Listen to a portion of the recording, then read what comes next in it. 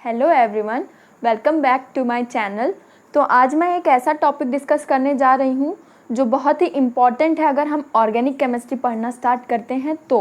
वैसे तो ये एक बेसिक कॉन्सेप्ट है, बट कभी कभार हमें ये क्लियर नहीं होता, जिससे हमें बहुत सारी प्रॉब्लम को फेस करना पड़ता है। और ये टॉपिक मेनली हमको देखने को मिलेगा सेकेंड सेमेस्टर में बी फार्म के, और थर्ड सेमेस्टर में भी कुछ पार्ट्स हो जाते हैं। और अगर ये नहीं आता है तो बहुत दिक्कत तो नहीं होगी, बट कहीं ना कहीं प्रॉब्लम फेस कर सकते हैं स्टूडेंट्स। तो आज मैं जो टॉपिक पे वीडियो बना रही हूँ वो टॉपिक है फंक्शनल ग्रुप। तो कई सारे फंक्शनल ग्रुप हैं जो हम जब नॉमेनक्लेचर करते हैं तो रिंग से अटैच होके या चेन से अटैच होके उनके नॉमेनक्लेचर में डिफरेंस क्रिएट करते हैं और इम्पॉर्टेंस भी इम्पैक्ट करते हैं। और ये जो फंक्शनल ग्रुप होते हैं इनकी बेसिस पे जो भी रिंग है या जो भी चेन है उस कंपाउंड की पूरी प्रॉपर्टी इन फंक्शनल ग्रुप्स के ऊपर डिपेंड करती है। तो आइए हम लोग देख लेते हैं कौन कौन से फंक्शनल ग्रुप हैं। तो पहला है एल्कोहल, फिर aldehyde, ketone, ether, carboxylic acid, amine, acid amide, ester and acid anhydride. मैंने यहाँ पे सिर्फ 9 लिखे हैं जो कि मोस्ट इम्पॉर्टेंट हैं। बाकी और भी फंक्शनल ग्रुप हैं जैसे साइनाइड, आइसोसाइनाइड, थायो अल्कोहल एक्सेट्रा। बट हमें सिर्फ यहाँ पे एक कंसाइज्ड स्टडी करनी है, तो मैं यहाँ पे सिर्फ 9 ऐसे फंक्शनल ग्रुप के बारे में डिस्कस करूँगी जो हमको हमारी क्लास में मिलेगा। तो आइए देख लेते हैं। यहाँ पे मैंने फंक्शनल ग्रुप का नाम लिखा है, फिर यहाँ पे मैंने लिखा है स्ट्रक्चर। और जब ये फंक्शनल ग्रुप किसी भी चेन से या किसी भी रिंग से, मैं रिंग बार बार इसलिए कह रही हूँ क्योंकि जब हम थर्ड सेमेस्टर में पहुँचेंगे तो वहाँ पे हमको एरोमेटिक कंपाउंड्स मिलेंगे जो कि रिंग के फॉर्म में होंगे, तो वहाँ पे हमें रिंग देखने को मिलेगी। तो ये जो स्ट्रक्चर हैं उनका स्ट्रक्चर ऐसे है, और जो सफिक्स है ये किसी भी रिंग या चेन पे अटैच होंगे तो सफिक्स लास्ट में लगता है, वो दिया गया है। तो यहाँ पे पहला है एल्कोहल जिसका स्ट्रक्चर ROH होता है, और इसका सफिक्स जो यूज़ किया जाता है वो ऑल होता है, OL ऑल। तो यहाँ पे जो R लिखा हुआ है ये कोई भी एल्काइल ग्रुप हो सकता है या फिर कोई भी एरोमेटिक रिंग या एरोमेटिक स्ट्रक्चर भी हो सकता है यहाँ पे। फॉर एग्ज़ाम्पल जो यहाँ पे R लगा हुआ है उसको हम CH3 भी लिख सकते हैं, C2H5। ये सारे जो यहाँ पे ग्रुप लिखे हुए हैं ये सारे एल्काइल ग्रुप हैं। और एराइल ग्रुप भी हो सकते हैं जिसको हम एरोमेटिक रिंग कह सकते हैं, जैसे कि बेंजीन। तो अगर हमको नॉमेनक्लेचर करना है, सपोज़ 2 कार्बन की चेन है, तो ये चेन हो गई, इसको हम R लिख रहे हैं। ये R मतलब कि एल्काइल ग्रुप है। यहाँ पे एल्काइल ग्रुप है इथाइल, और यहाँ पे OH लगा हुआ है। तो जब नॉमेनक्लेचर करते हैं तो यहाँ पे 2 कार्बन है तो एथ आता है। सारे जो भी बॉन्ड बने हुए हैं सैचुरेटेड बॉन्ड्स हैं, इसलिए एल्केन टाइप के हैं, तो एन लगेगा। और लास्ट का ई हम डिडक्ट कर देंगे और इसका फंक्शनल ग्रुप का सफिक्स यहाँ पे यूज़ कर लेंगे ऑल। तो ये हो गया इसका नॉमेनक्लेचर।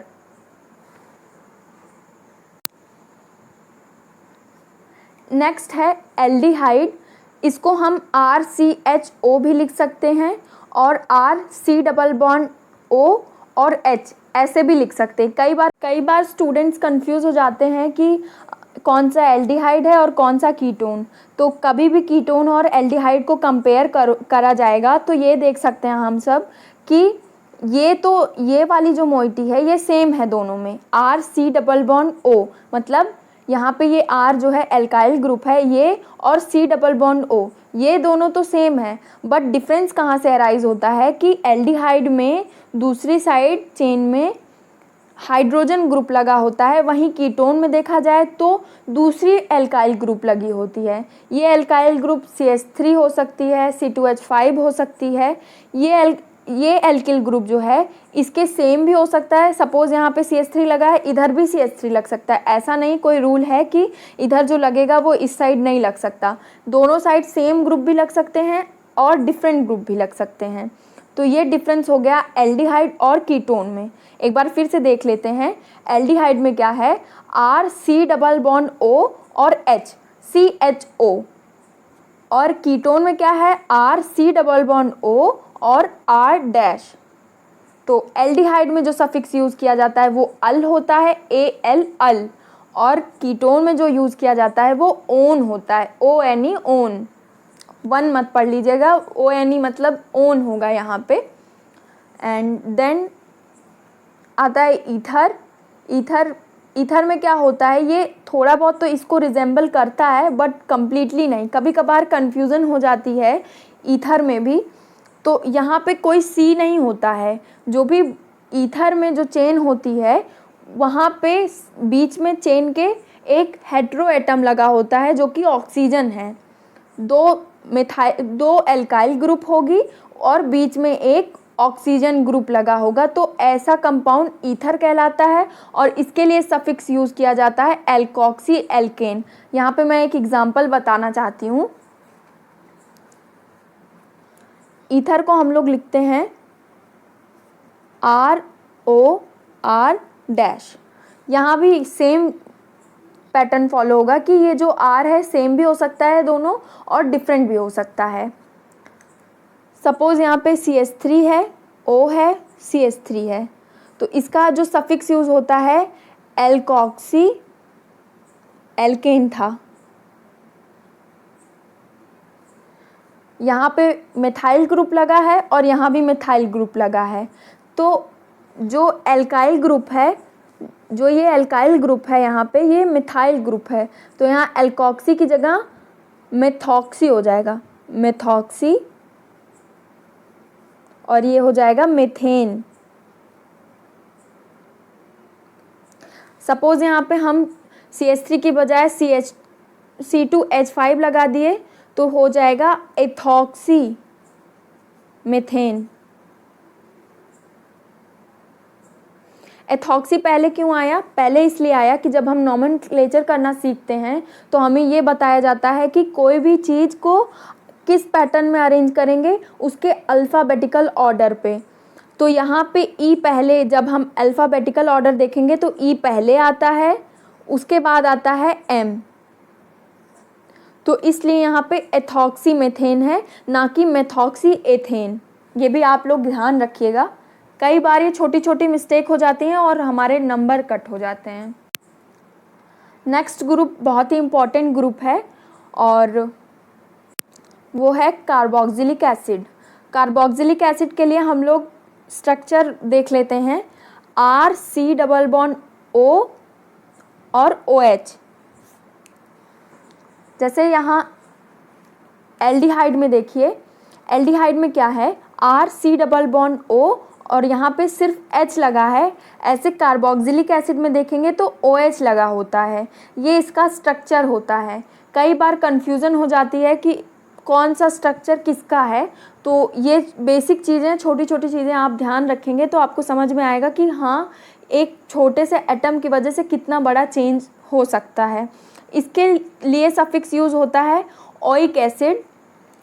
और नेक्स्ट है अमीन ग्रुप। इसके लिए हम लोग इसका स्ट्रक्चर देख लें तो ये है RNH2। यहाँ पे NH2 ग्रुप जो है वो जब कभी भी एल्काइल ग्रुप के साथ अटैच होता है तो वो जो ग्रुप बनता है वो अमाइन वाला ग्रुप होता है और इसका सफिक्स भी अमाइन ही होता है।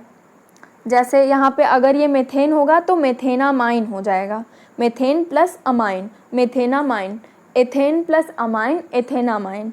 एग्जाम्पल के लिए मैं बता रही हूँ। एसिड अमाइड, ये भी एक फंक्शनल ग्रुप है, कहीं रिएक्शंस में देखने को मिल सकती है। वैसे तो नॉमेनक्लेचर ये नहीं बताया जाता है फंक्शनल ग्रुप में, बट ये रिएक्शंस में देखने को मिल सकती है, तो इसलिए मैं यहाँ पे एक बार यहाँ पे स्ट्रक्चर इसका दिखा दे रही हूँ। इसका स्ट्रक्चर है R C double bond O NH2। तो यहाँ पे पैटर्न अगर देखा जाए तो यही है कि ये इतना ग्रुप तो सेम है, बस यहाँ पे डिफरेंस आ रहा है। यहाँ पे H लग जा रहा है तो एल्डिहाइड, OH लग जा रहा है तो कार्बोक्सिलिक एसिड, और यहाँ पे अभी NH2 लग गया है तो एसिड अमाइड, या फिर यहाँ पे R लग गया तो कीटोन, तो ये छोटी छोटी चीज़ें अगर ध्यान रखी जाएंगी तो आपको कभी कन्फ्यूज़न नहीं होगी। इसके लिए सफिक्स यूज़ होता है अमाइड। जैसे अगर यहाँ पे ये एथेन ग्रुप यहाँ पे लगा हो, जो एल्काइल ग्रुप है वहाँ पे एथेन लगा, एथाइल ग्रुप लगा होगा तो एथेनामाइड हो जाएगा यहाँ पे। जैसे यहाँ पे अमाइन था Ne, तो यहाँ पे अमाइड हो जाएगा De लास्ट में। और ये एस्टर का देख लेते हैं, तो एस्टर का होता है RC+O और OR। यहाँ पे थोड़ा सा यहाँ से इतना डिफरेंस है। अगर ऊपर वाला हम लोग पैटर्न देखें तो जो मैं अभी यहाँ बता रही थी कि ये NH2 यहाँ पे लग गया, अगर यहाँ O और उसके बाद कोई एल्काइल ग्रुप या एराइल ग्रुप लग जाता है तो इसको हम बोलेंगे एस्टर। इसका नॉमेनक्लेचर होता है एल्किल एल्केनोएट। ओके, जैसे सपोज यहाँ पे इथाइल ग्रुप लगा हुआ है, यहाँ पे मिथाइल ग्रुप लगा हुआ है, तो पहले इथाइल ग्रुप को हम लोग यहाँ पे नॉमेनक्लेचर में पहले उसको प्रायोरिटी देंगे, तो यहाँ पे हो जाएगा इथाइल मेथेनोएट। मैं यहाँ लिख के दिखा देती हूँ।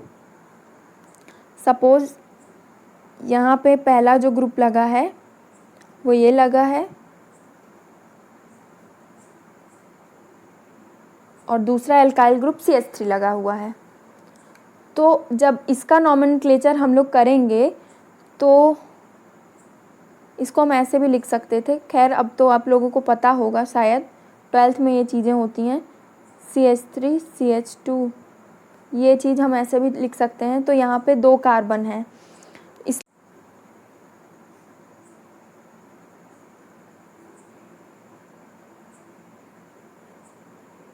तो इस कंपाउंड का नाम हो जाएगा इथाइल मेथेनोएट। ओके, लास्ट है हमारा एसिड एनहाइड्राइड।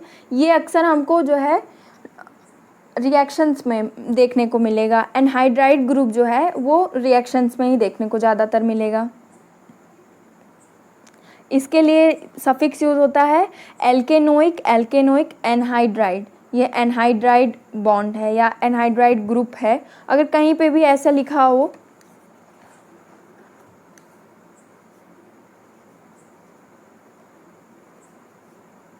तो ये जो ग्रुप है ये एनहाइड्राइड ग्रुप है। मैं बता देती हूँ इसमें सबसे ज़्यादा इम्पॉर्टेंट कौन कौन से ग्रुप हैं। तो पहला अल्कोहल है, वो बहुत ही इम्पॉर्टेंट है। फिर एल्डिहाइड, ये भी बहुत इम्पॉर्टेंट है। कीटोन भी इम्पॉर्टेंट है। ईथर भी इम्पॉर्टेंट है। कार्बोक्सिलिक एसिड भी इम्पॉर्टेंट है। अमाइंस भी बहुत इम्पॉर्टेंट है। और यहाँ पे ये जो तीनों लिखे हैं ये थोड़े कम इम्पॉर्टेंट है बट इम्पॉर्टेंट हैं, जानकारी के लिए इसको जानना ज़रूरी है। तो आइए एक बार फिर से रिवाइज कर लेते हैं। तो आज हम लोग क्या क्या पढ़े हैं। अल्कोहल जिसका स्ट्रक्चर है ROH और इसका सफिक्स होता है OL। एल्डिहाइड दूसरा फंक्शनल ग्रुप है जिसका स्ट्रक्चर होता है RCHO या फिर RC+O और यहाँ पे H, RC+OH। इसका सफिक्स होता है अल। नेक्स्ट है कीटोन जिसका स्ट्रक्चर होता है RCOR- या फिर इसको हम ऐसे भी लिख सकते हैं RC+OR-। इसका सफिक्स होता है ओन। फिर है ईथर, ईथर में स्ट्रक्चर होता है ROR-। इसका सफिक्स होता है एल्कोक्सी एल्केन। फिर नेक्स्ट है कार्बोक्सिलिक एसिड जिसका स्ट्रक्चर होता है RCOOH या फिर RC+OOH। यहाँ पे इसका सफिक्स होता है ओइक एसिड। देन है अमीन, अमीन में RNH2, NH2 ग्रुप जो होता है अमीन ग्रुप को डिनोट करता है और इसका सफिक्स है अमाइन। नेक्स्ट है एसिड अमाइड, यहाँ पे इसका स्ट्रक्चर होता है RC+ONH2 अमाइड, इसका सफिक्स है अमाइड। देन है एस्टर, एस्टर में होता है RC+OOR-, RC+OOR-। Are dash. इसका सफिक्स होता है एल्काइल एल्केनोएट। लास्ट है एसिड एनहाइड्राइड या anhydride, R C double bond O C double bond O R dash. इसका सफिक्स है एल्केनोइक एनहाइड्राइड।